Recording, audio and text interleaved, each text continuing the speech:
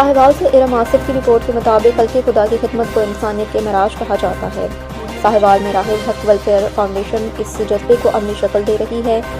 राह हक welfare foundation registered Sahiwal बिला तफरीक मुस्तहिक और नादार अफराद की मदद में पेश फाउंडेशन की जानिब से बगैर किसी सिफारिश के ज़रूरतमंद अफराद की दहलीज पर बुनियादी ज़रूरियात की फहमी को यकीनी बनाया जा रहा है, जो हकीकी फलाही जज्बे की अक्कासी करता है।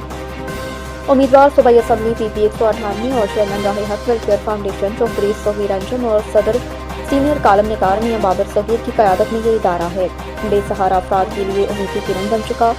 फाउंडेशन न सिर्फ इमदाद फराहम कर रही है बल्कि मुस्तहिक अफराद की इज्जत नफ्स का तहफ़्फ़ुज़ भी यकीनी बना रही है।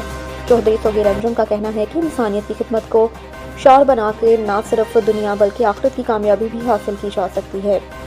मुखय्यर हज़रात से अपील की कि वो अपने इस्ताद के मुताबिक नेकी के कामों में हिस्सा डालें और माशरे के कमज़ोर तबकात का सहारा बने। मियां बाबर सगीर ने बताया कि अवामी खिदमत ही उनके ख़ानदान की सियासत का मंशूर रहा।